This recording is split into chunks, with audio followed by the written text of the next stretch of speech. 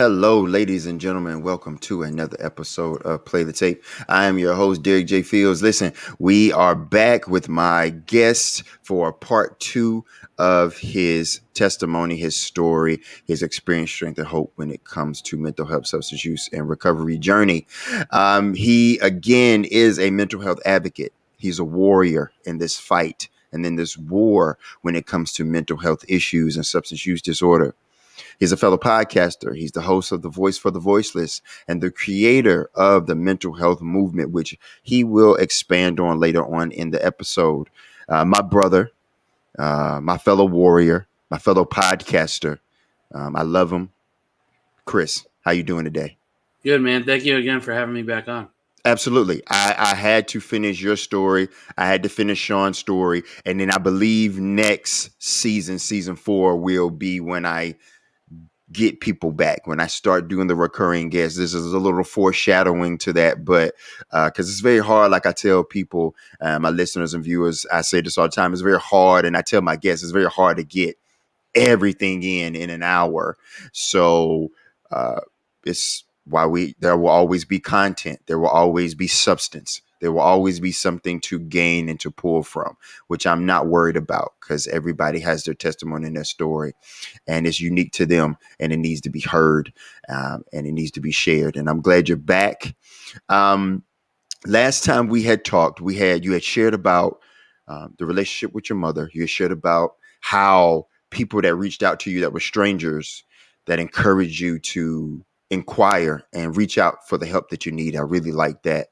I just saw that as God intervening in your life and giving you the direction that you need, even from strangers. That's amazing. And you talked about the people that you had lost, all the ups and downs. And again, we had talked about the relationship with your mom and how that was toxic and how that affected you and your mental and your spiritual and your emotional well-being. I want to take the time in this episode to get to, where was your dad through all of that, living with mom, going to Florida, going back and forth, living with your grandparents, your mom's parents? Where was your dad in all of that? And what was the relationship, if there was one? And how is it now moving forward? So, when my parents got divorced, I was about 8 years old. And from there, from what I remember, I went to go live with my mom, like almost right away when they got divorced. And, at that age, you don't really know what's going on. Just she's telling you all the things that dad supposedly did, and basically created this whole big story about him, making me afraid of him, basically. And going into like high school, um, I think that fear started coming to the surface. It basically was when my mom found out that I was smoking weed in high school. She was like, "Oh, your dad's gonna be so pissed at you," and just like basically fear mongering, if you will, Mm-hmm. just making me terrified of this man. And I haven't touched it ever since. And the dynamic between me and my dad has always been, you chose mom over me.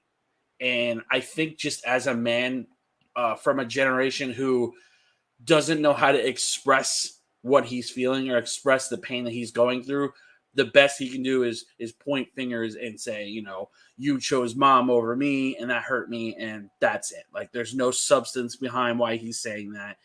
And we've had conversations about it. I would say our relationship, it's a little better from when I was a kid. I mean, we talk a lot more. Um, but he's always been very emotionally numb. Like I was just saying, he Mm-hmm. wasn't very receptive to things that I was going through, and it was just always kind of like man up, rub dirt in it kind of mentality. And again, it's that generation of men, unfortunately, were told to man up and rub dirt in the biggest possible cuts that they can get. And I think I finally reached the breaking point with him when I tore my shoulder when I tried going to wrestling school. I came home from surgery, and the first thing he said to me, he didn't ask me how I was doing. He didn't ask how the surgery went, nothing. He just said, not to say I told you so, but I told you so. because he said I would get hurt. And immediately after that, I remember making my decision to go to Jersey, to go live with my mom again. And I think now that I look back at it now, I think it was a mixture of my mom basically selling me this lie that going to Jersey would be the best thing for me and I could start over and everything. And it was anything but that. It was quite possibly going into another level of hell when I moved up with her. Was it a point where your dad tried to be like, wait a minute, let's think about it before you go back and move with your mother? Why would stay here? Let's try to work it out. Let's see what options or resources that we could use to better our relationship. Was that ever something that he said or he tried to intervene at any point? So it wasn't him intervening. It was more or less saying, you're going to go up there and it's going to be the same thing that has been the last couple of years with her. It's not going to be better. And, and I think he wasn't really talking to me like a father, more or less talking to me from a former ex-husband of hers. And like I said, there was never really any emotional support in our relationship. So it was just kind of like, all right, you're going to go up there and you're going to find out the hard way kind of thing. And again, it's that I'm a man, you're a man mentality. And when I told him I was coming back to Florida was after my second unalive attempt and told him how bad it was. Mm-hmm. Like, he knew it was going to be bad. He didn't know it was going to be that bad. When you told him that about your second unalive attempt, did you ever tell him about the first one? Was he aware? Okay, so he was aware of both of them. What was the response? Because we know the response from your mom. Right. We know what we got from her. What was your response from your dad, letting him know, hey, this is number 2. I told you about number 1, the unalive attempt. This is the second one. Right. Like, dad, like, yeah. So the first unalive attempt he didn't find out about until I was an adult when I told him about it. He's like, Mom never told me you went to the harbor. Mom never told me you got Baker Acted. None of that. And again, it was that her trying to destroy a relationship that wasn't strong to begin with. And she was always trying to sell me on the fact that I should be terrified of my dad. I shouldn't be doing X, Y, Z because he disapproves no matter what I do. So when I called him, so basically this led up from a conversation, not even a conversation, an argument my mom and I had when I was up there. I was sitting on my bed. I think I was playing something on my PlayStation. She comes down and she starts an argument. That argument turned into 3 hours of her screaming in my face, insulting me. Every name you could possibly think of, she called me. And basically, drove me overboard. I don't want to say run away because I was an adult at the time, but I left the house, shut my phone off, and, made sure she couldn't find me because I didn't want to be anywhere around her. My car was blocked in the driveway, so I couldn't drive anywhere. She called the cops on me. Luckily, the cops never found me because that whole situation was awful with her. And I called my dad and I said, things have gotten so bad here. I need to come back home. Like, I know, and I remember saying to him, I know what you're going to say, and I don't want to hear it because I did this for me in an attempt to try and better my life in some sense. And I told him, I said, she has driven me overboard for the last time. And I told him about the second unalive attempt, and he was oddly very, like, not comforting, but just kind of like, I'm sorry that it got this bad. I'm sorry you had to experience that. And it was just like, oh, okay, you're apologizing. That's the first time I think I've ever heard you say I'm sorry. But when I came back down here and I lived with him for maybe like 2 years before the pandemic, him and I's relationship kind of went back to square one, where non-existent, always bashing heads because he's a man-child and always drinking and stuff. And finally, the pandemic hit, and I moved out on my own. Our relationship since I moved out has significantly improved since then. We have conversations. Sometimes they're positive. Sometimes they're just kind of like, again, going back to the ex-husband mentality instead of being the father and try to be understanding of the situation. This recent time when I just blocked her, so since we spoke last, I blocked her off of all access to me. Like, she can't talk to me at all. Mm-hmm. And I told him that I blocked her finally off of everything. And the first thing he said was, "I'm sorry it got to this point." And again, it was one of those like, whoa, take a step back. My dad just apologized. Are you feeling okay? You know what I mean? Right. And Right. I just told him, I said, man, I don't want to be like her. I don't want to just shut my parents out because they mistreated me or they treated me like shit, because that's not the type of person I am. I would say that I have forgiven my mom way too many times. I will 100% admit that. I've given her the benefit of the doubt, and she's overstayed her welcome in my life. And for those that are going to listen to this, you know, I know that kind of sounds a little shitty, to just kind of push your parents out the door like that, and you only have one parent, you know. But for me, who has endured probably the worst part of my mom, as long as I have, I think blocking was the best possible thing I could have done. You know what? You said that. That reminds me of what a couple things that I had learned in treatment.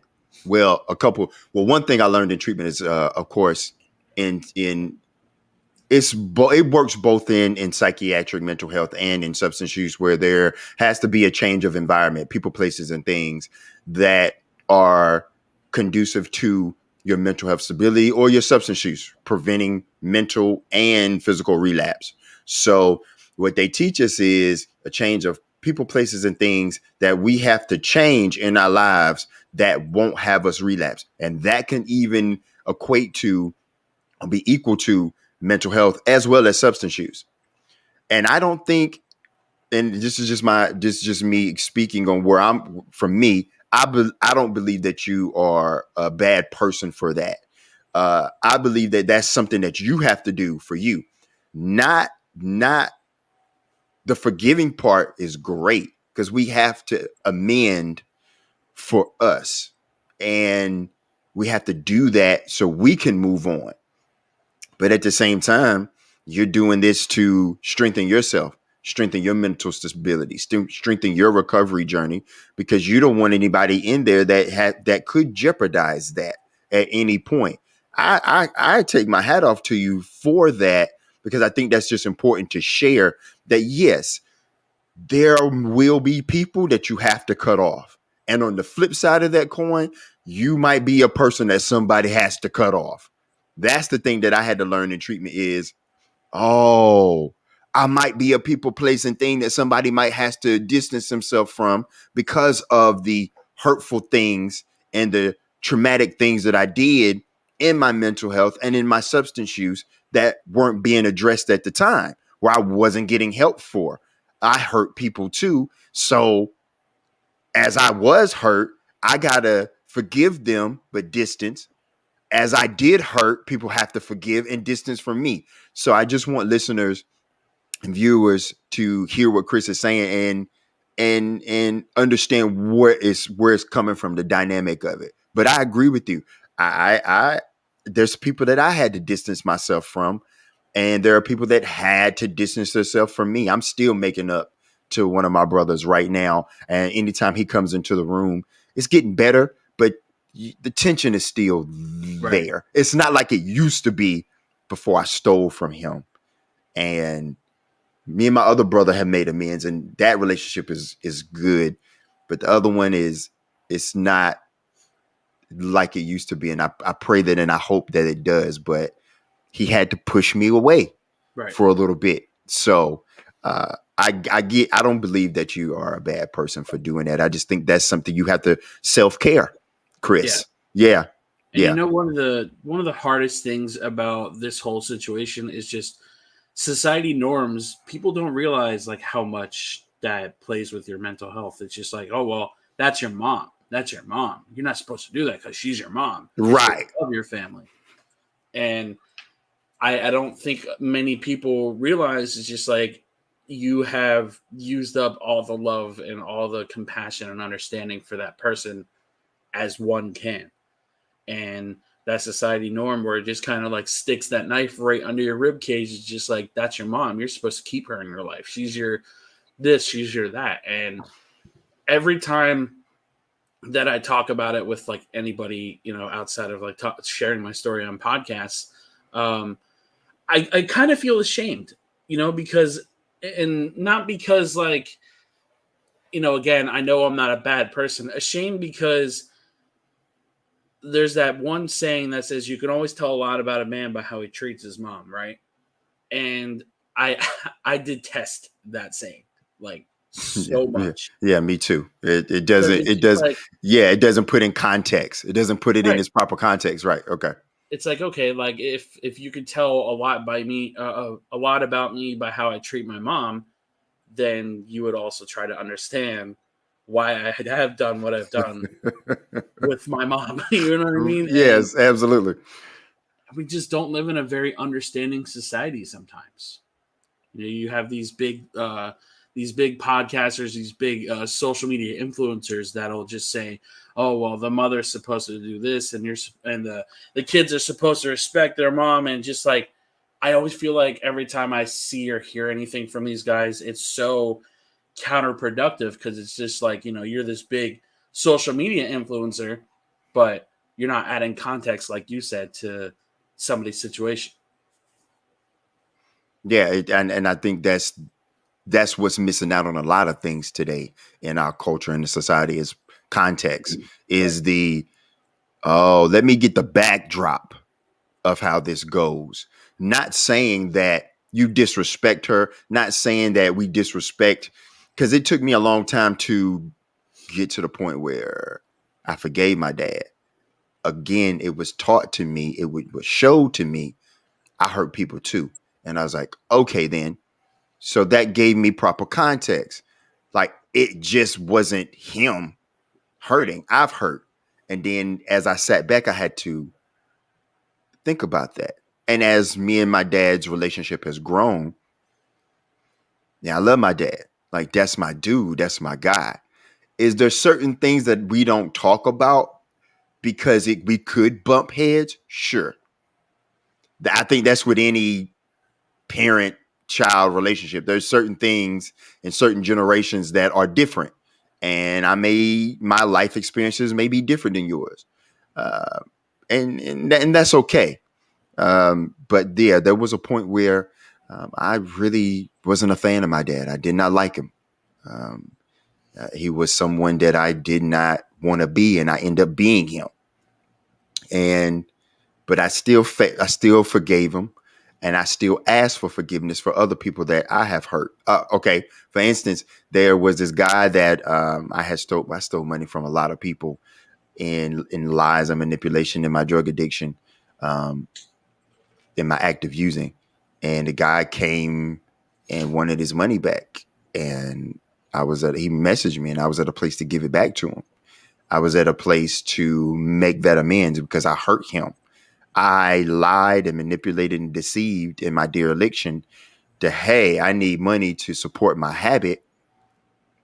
And I did that to a lot of people. I said a lot of wicked and perverse things to a lot of females that I apologized for publicly. I did a social media thing that I apologized to people about for that because I couldn't remember everyone that I violated.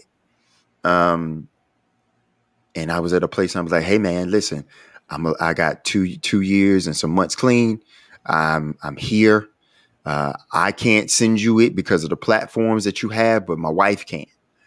And I understand your reluctancy of trusting me. And it's been about 5 years you've been needing this. And here you go. And I had to make that amends. Yeah, because I hurt him. And he's still gonna distance himself from me. And I get it. I have to take it. But saying that to say is just because you distance yourself from your mom does not mean you disrespect her. Does not mean that you love her any less. Does not mean that you don't honor her as your mother. It's just give me 50 feet. Right. So I'm with you. Yeah, like, And I oh, feel like the most useful thing I've heard, through therapy and just like this journey is accepting the apology you may never get. yes, yes.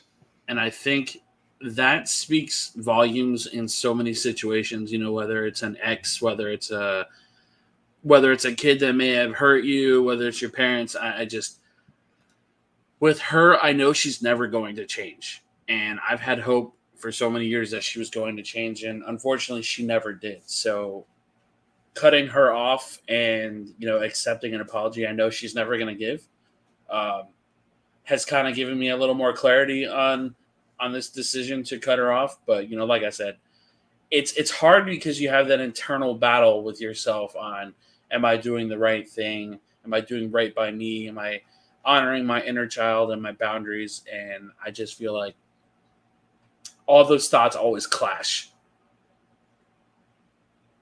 What do you? Is that something that helps you in your journey of your recovery, understanding, like you said? Because I had to come to that realization that I'm never gonna get the apology that I wanted from my dad, uh, and that's okay. I'm okay with that now. It used to make me mad, and it used to irk me and piss me off, Right. because I'm like, okay, man, come on, like, take responsibility for your actions. Take responsibility for the things that you did. Like, Mm-hmm. I have to, Chris has to, we have to. You to heal is to take acceptance of the good, the bad, and the ugly, and the indifferent that you have caused on yourself and others. That's the first step, is acceptance. Right. In a 12-step program, is acceptance. Accepting what you've done, where you are, and where you're trying to go when it comes to mental health or substance use or suicide prevention or suicide ideation, suicide attempts, and even survivors of human trafficking, which all of that is under the umbrella of mental health and substance use. So I'm with you, and understanding that has given you peace, right, to Yeah. move forward. Absolutely, that and just holding myself accountable for enabling her to hurt me over and over again. Because like I said, just forgiving her so many times and letting her back into my life so many times has added to that pain. I let her stay at my house for a week last year, and that was probably the biggest possible step in healing that I could have ever done, because her and I's past is really bad. And when she was talking about coming down here, I said, you could stay with me. And like, I didn't even think about it. I just said, you could stay with me for the time that you're down here so you don't have to pay for a hotel. And I remember having a therapy session right before she came down. And I said, I didn't think twice when I said it to her. And I kind of scared because I don't know how the hell it's going to go. And when she stayed down here, I had to put her in check a couple times, because it's just like, we can't talk about this stuff, or just starting arguments over stupid shit. Um, she wanted to use my car to go to a friend's house so she can pick up some drugs, and I said no. I don't want him knowing my car, like nothing, like just no. Right. And she ended up renting her own car because of it. And again, it was one of those things where I think it was a big step for me, and I don't know necessarily if it was the best idea, but like I said, that whole week she was down here, I was able to keep the peace in my house and establish those boundaries between her and I. And when she would step out of line, it's just like, listen, like, you need to like hear yourself when you talk, because the second you start arguments and you don't realize you're starting an argument, like, you have to hold yourself accountable. Mm-hmm. And like I Yes. said before, uh, I have that issue sometimes where I don't hold myself accountable, but I've gotten better about it. But um, you can't put your hand in the fire more than once and not accept the consequences of getting burned. I was going to ask you, had you prepared for that visit, or her coming to stay for the week? and I know you, as you say, you went to therapy, your therapist, but I was going to ask you, how did you prepare mentally on addition to going to talking to your therapist? Because I think that's important that and the good thing is because sometimes we don't see the mental strife Right. coming or the test or the obstacle coming. Sometimes we do, but more times than not, we don't see the mental strife or the mental obstacle coming. It's just okay. Ooh, it's here, and we don't really have too much time to prepare mentally to keep our stability strong in our mental health recovery journey. So, and in addition to talking to your therapist, knowing that your mom will be there for that week, knowing that you had to establish these boundaries, how did you prepare for that? Because kudos to you again, tip of the hat. Hey, I've been burned, I've been forgiven, but this is still honoring my mother. She needed a place to stay for a week, but at the same time, I got to take care of Chris. Right. I think it was just a matter of, kind of giving myself that pep talk, like you're not gonna lay down for her. You're not gonna just let her walk all over you. This is your house. This is your place of peace. Like, she's not gonna ruin that peace. And again, like I said, honoring the inner child that has been battered and beaten all these years because of her. I didn't want to go back to square one. I just kind of wanted to stay strong on those boundaries and make sure that she knows this is my place. This is all because of me, and you have nothing to do with any of the success that's going on right now. And obviously wasn't that harsh about it with her, but she understood real quick, like, this is my house. Like, you're not Mm-hmm. going to disrespect me. You're not going to disrespect my peace. Nothing. So how did that go after those boundaries was established? Did she understand? Was it pushback? How did that go? She pushed back a little bit, but like I said, when she would step over that line, I would let her know that line has been crossed, Mm-hmm. and it shut it down right away. And I think with it, her not being her own place, she didn't have any leverage over me. She didn't have the, oh, well, you're staying with me, so you go by what I say kind of mentality. Right. Um, One of the things that was the biggest line cross that she did down here was she wanted to get a tattoo, like a mental health tattoo. She wanted to get a matching one of what I had. And I told her, absolutely not. I said, no, you get your own tattoo because this tattoo is made specifically for me. And I told her that. I said, if you're going to get a tattoo that fits you. You're not matching with my tattoo. And she kind of like took a step back. She's like, oh, you don't want to get a matching tattoo with me? I'm like, no, absolutely not. I like it. I And like it. again, I No. think it was the realization that she had zero control over me. And that too, and that you enforcing your boundaries, which I think is so. I know later on in the episode we're going to talk about the things that has helped you in your mental health recovery and keep you stable and keep you secure. But I have to talk about boundaries right now because that's what we're talking about. I have to expand we have to expand on the importance of one, setting boundaries for yourself, and then setting boundaries for others. And then if others have boundaries set for you, respecting their boundaries. Boundaries is a two-way street. Yep, 100%. And I think that's important to share with the listeners and the viewers. What Chris is sharing right now is the boundaries. And once you set boundaries and you stand firm in your boundaries, Mm-hmm. either people are going to respect them or they're going to walk away. And if they walk away, you let them. I want to add this perspective in there too. I feel like when you're setting boundaries for yourself, you need to have two separate boundaries. You need to have boundaries for the inner child that's in your heart that Mm, maybe not fully prepared to deal with the hurt you may endure, and then boundaries for yourself, the adult that can withstand whatever conversation, whatever boundary you're setting, because I feel like while they're in the same being, they're two separate entities. They're two separate journeys of healing. Because when you honor your inner child, when you honor your exterior adult self, I feel like when you're honoring your inner child, you're giving them that blanket, you're giving them that flak jacket to make sure that they're not enduring any more hurt. mm. And on the outside, you become bulletproof. You set those boundaries, nothing can hurt you. And when nothing can hurt you, nothing touches your inner child because of that extra boundary you have for yourself. I want to go pivot real quick back to your dad for a second. You said that y'all relationship is getting better.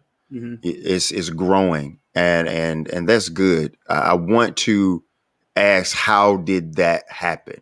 Share a little bit of when did it hit you like, oh, me and my dad, his relationship is getting better. It'll never be perfect. Nothing never will.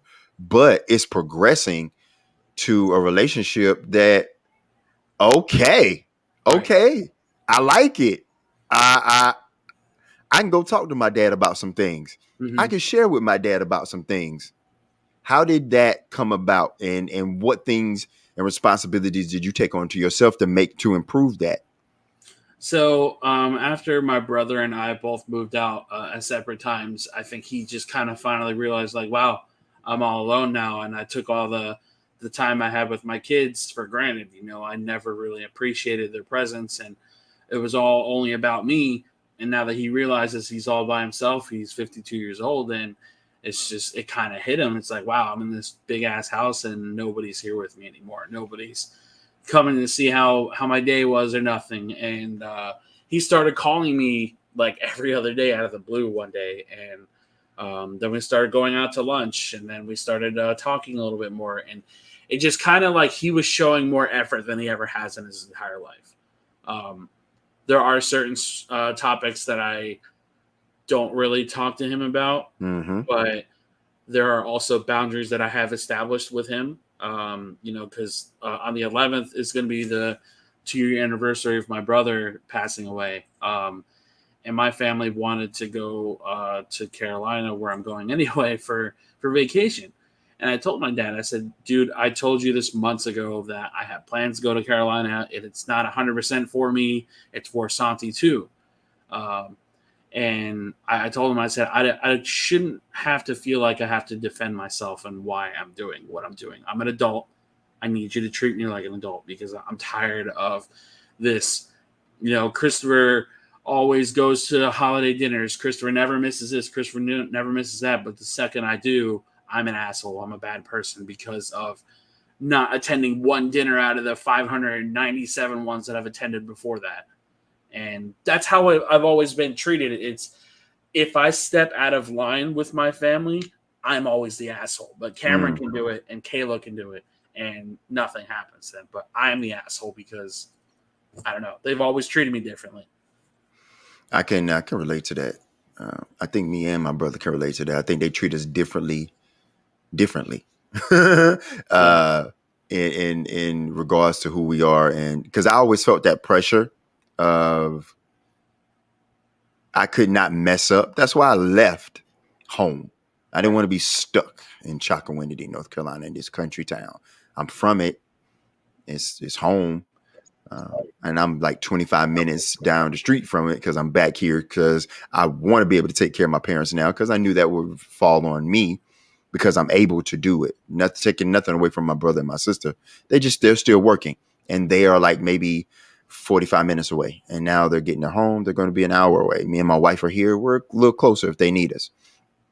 But that pressure of I can't talk to them about certain things. I can't show I'm struggling. I can't. I have to maintain a certain perspective, or what's the word I'm looking for? Not perspective. Yeah, perspective. A lens that I'm being seen through. Yeah, And as I grew and set boundaries, I'm like, I don't celebrate these types of things anymore. I don't do these types of traditions anymore. I don't subscribe to this way of thinking anymore. And sometimes that can be hard for parents to accept. And why you don't want to do this? Why you don't want to do that? Because I'm growing and I'm my own person now. So I'm with you with that. But did it? But as he's getting older, as you're maturing, he started to realize that he wanted to spend more time with you. And that's good. I mean, that's a blessing. And you had to set those boundaries with him, and now your relationship is growing and it's thriving, um, the best it can be. Right. And I'm happy for you and your dad for that. I really am. I know it's ups and downs, but I just want to say I'm happy for you and your dad for the relationship that y'all are building. I feel like that's very important. Um, let's Can we talk about? I want to talk about the mental health movement. Yeah. Uh, what is that? I know we may have touched on it a little bit, but I want to go into the mental health movement. Where did it come from? How did it get established? And what does it all entail? So I think it kind of dates back to when I was 14, when I was struggling and had my first unalive attempt and everything. Just kind of stemming from when I didn't really have the mental health resources growing up, and uh, basically it felt like nobody gave a damn my whole childhood, and nobody really cared to reach out and make sure that I was okay. And had a conversation with my grandparents a couple months ago, who was like, mom and dad, once Cameron and Kayla were born, just kind of treated you like a ghost, and that's pretty much how I felt like most of my life with my family. It's like, I'm here. It doesn't matter what level of success that I see, they'll never acknowledge it and never care about it. So a couple of years ago, I'd say maybe about 2018, 2019, just before the pandemic, I was part of this group called Suicide Prevention Rocks. And it's basically those positivity rocks that they spread around, um, and leave behind for people to find and whatever. And I decided, I'm like, hey, this is a suicide prevention page. Let me see if I can share my story, and let me see where it goes. So I put out a post. It was about 900 reactions that were on it, and that's probably the most like acknowledgement I've ever had in my life talking about my journey, right? And so many people reached out and were like, wow, thank you for sharing your story. I go through this a lot, and I'm glad I'm not alone. And obviously right before the pandemic, I feel like nobody really touched on mental health. It wasn't really a strong conversation Right. until the pandemic hit. So fast forward a little, after a couple posts in that group, one of the admins reaches out to me and like, hey, the owner of this page, who is Joshua York, I believe it is, has a nonprofit and a blog that he does for suicide prevention. And he wants you to be part of the team to do blogs. So I thought it was a great opportunity. I'm like, this is the best possible outcome of my pain, as I can share it with people, and hopefully people can relate to it. So I wrote the first blog. It got a couple hits, but not as many. And I think it was just kind of like they wanted to put a lid on somebody that was getting a little bit more reactions than their posts were. That's how I feel like now. Okay. But not when I look at it back then. I looked at it as an opportunity. So the second blog that I did took me a total of 5 hours to write, because there was a lot in there. It was about my mom, and they never published it. And this is like a month later, and I'm like, okay, what's going on? Like, did I say something wrong in there? Do I need to revise something? Like, do I need to add a trigger warning? Like, what's going on? And they never got back to me. So after I put that out there, and reached out many times, nothing happened. I created the Facebook group, Mental Health Movement. And basically, I just wanted people to feel heard. I wanted people to be seen. And I started reaching out to some people that reached out to me, and they kicked me out of that group, because I created my own page. And I remember saying to the admin, I'm like, aren't we chasing the same message? Like, what does it matter how many people are in my group versus your million? Obviously I'm not going to get a million followers, but like, I don't understand the problem. Like, we're Right. doing the same thing. Right. And then I explained my concern about the blog thing. Like, you guys had me on this blog team and nothing was getting published. You guys weren't sharing it at all. So when I created that page, they took me off of their blog, they took me off of their team, and I never heard from them again. So when after I created the group, my brother Santi was 100% behind it. I would tell him like, hey, I want you to read this post and tell me what you think, because it was very it was very heavy for me to put out. There was a lot of heavy phrasing in there. And he's like, I've never seen something so profound in my life. And he's like, this is powerful. And I really hope people start like opening their eyes to this kind of stuff, because mental health is something that the world says they take seriously, but in reality, I don't feel like it reflects what they say sometimes. I agree with that. It's a very, oh, I can't see it, so it doesn't exist, or Exactly. you're lying, or you're faking, and or Hmm. till it's too late. Right. Oh, okay. So now that I've taken all of these different types of pills, or I've done this or I've done that to garner your attention, oh, now it's serious. I was trying to tell you at a 2 before it got to a 50. Exactly. And after that post, I kind of started sharing a little bit more of my story, talking about like the days that I struggled with self harm, or the days that I struggled with in high school, and the unalive attempts and everything else. And when I started sharing my story, it started attracting more people. And somebody made the suggestion to make the group private, because a lot of people weren't sharing their story because they don't want their loved ones to see it. I'm like, okay, made it private. A lot more people started talking. A lot more people started sharing their story. And I created it because I wanted people to feel heard. I Mm. don't want to be the guy who silences somebody because it's my page and I want to control what everybody says and does. Um, I feel like there's so many people in this community, and it's unfortunate that I have to say this, but I feel like there's so many people in this community that are just in it for either A, the attention, or B, the money.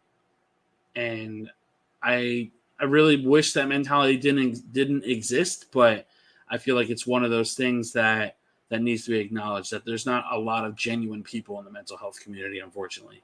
I'm with you.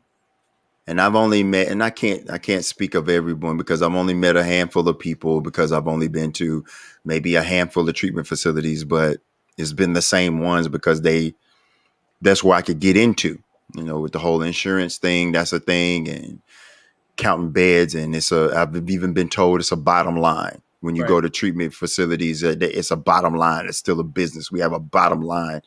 And that just cringes me. It makes me hurt, because certain people be kicked out because of certain insurance parameters that, and sometimes we do it on ourselves, because I know if you go to a treatment facility so many times, and your insurance in company doesn't think that there's anything that is being done, that you're receiving treatment or you're progressing, then they're going to limit the times that you can go. And then sometimes it's just how many days you can get, and then you're out of there, and you might not even have a recovery plan, or you just scratching the surface. Right. And then you get into those certain places where you might find one or two people that are there, that care and have that humanity in them, and you are like, my goodness, where have you been? Absolutely. And then you go into others, and no one cares. They're just robotic. They're there for their check. They're there to read a script. And it's like, I don't want to go to your group. I don't want to talk to you. Why am I wasting my time to talk to someone who doesn't care? Right. So I'm with you with that. I I'm putting together something just like you. It's a little different, but in similar construction of a website that for just Pitt County, because I'm in Greenville, North Carolina, and I'm in Pitt County, and I was like, I have to do it for um, my backyard, but it's similar. It's a web page, a website where it's all in one stop shop. You can go to it to get psychiatrists, therapists, treatment facilities, substance use Right. groups, spiritual foundation. That way you don't have to search all these different other websites. You can go to playthetape.me. It's coming soon. Time this airs, it'll be out. Playthetape.me. And it's a one-stop shop to get resources where you can click on these links, click on these organizations, click on these people, read their background, read their bios or their credentials, and reach out to them. It's also a place where people like your group can come and share their letters anonymously. That way they don't have to, if they want. I always tell people that anonymity is honored on my podcast and on my website, Right. where you can come share your letter, because I was in treatment and I found that letter and writing is very therapeutic, just like your blog. It's a way to get that poison out. And for Play the Tape, it'll be a way that people can submit their letters, share their experience, strength, and hope, share what they've been through, what works, and they can do it. They can share their name or they can be anonymous. That way they don't have to worry about the scrutiny or the judgment that they feel that they would receive. Just like on your what you created for the mental health movement, which I think is fantastic. I would love to collaborate with you once we off the show and talk more about how we maybe can put our ideas together, because I feel like you, people's voices need to be heard, and not doing this for money or clout or recognition. I just want to reach as many people as I can to let them know that there are people out there that care and there are resources out there and they don't have to be alone anymore. Like, Absolutely. that's why me and Chris do this. That's why most of the guests that you've seen on my show, and when you follow Chris, that you will see on his show and his platform. Like, there are people out here that care, that have that humanity, that want to reach people, not for money, not for monetary gain, not for things, not for clout or clicks, but to reach people, as many people as we can, to spread this message. So I'm with you, my brother, with that. And I had to remind myself of that. Like, I'm not doing it for that. I'm doing it for people like us. You're doing it for people like us. That voice of the voiceless. Yeah, play that tape, baby. Play that tape. Yes, sir. Yeah, I definitely agree, man. Like I said, I feel like with all the resources that we have today, like you said, there's a lot of diamonds in the rough. There's a lot of people that genuinely care. You really have to look and you have to Mm-hmm. ask questions, and that's one of the biggest things that somebody from NAMI taught me was to ask questions before you see a therapist. What do they cover? Insurance questions. Therapy treatment. Whatever it is, because obviously not everybody's going to heal the same. Right. And unfortunately, there are therapists out there who are just in it for the money and just, oh, how does that make you feel? And that's literally all you'll get out of some of them. Or upping your medication, or let's try this new Right, medication. I'm like, can I cry real quick? right. And I wish that there were more people in this community that would do it just for the sake of doing it, because it's a great cause. Um, but I don't know, man. I wish I could have the brain capacity to become a therapist or do any of that kind of work, because um, I feel like I could contribute the best that I can right now, doing what I'm doing. Same. Same. I'm taking it a little step further in my spiritual foundation as a man of God, is implementing the concept of spiritual foundation in psychiatric and substance use. I feel like that's a thing that is, when I was in treatment, I really wanted as a part of my treatment plan, and it wasn't as important as other things.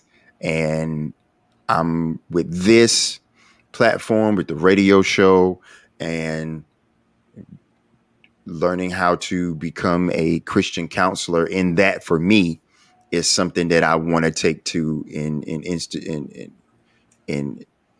integrate more into the institutions of psychiatric and substance use facilities. Uh, that way, people that want it can have it. And hey, listen, there's also aspects of recovery and other ways. And you have a person that's actually here who cares and has that experience and has been where you are. And again, I've said this so many times, but I keep saying it. I tip my cap to you, and I applaud you and your efforts, because you're doing what you can the best way you can, the best way you know how. And I believe God is going to bless you in everything that you do, because it comes from a genuine heart and place. So, yeah, I believe that for you, and thank you. And I would love to be a part of that mental health movement. I Yeah, really would. absolutely, man. Yeah. I would definitely love to have you on the podcast here soon. Um, I think all the same for you. I think you're doing incredible things. The guests that you're having on here, the story you tell, while others are telling their story too, is great. So like, I feel the more men share their story, and this isn't a dig at women at all. This is more so, excuse me, what I've seen on my end. Not enough men talk. We all got to have that conversation. Like, speak out. It doesn't make you any less of a man to tell people you're struggling. Mm. And having this conversation, I feel like we couldn't have this conversation 10 years ago because it wasn't normal. We didn't have that mentality of we could talk. And I feel like we're finally at that point in society where we're starting to speak out, and unfortunately, those suicide numbers still climb. But we're trying to make a difference. We're trying to Yes.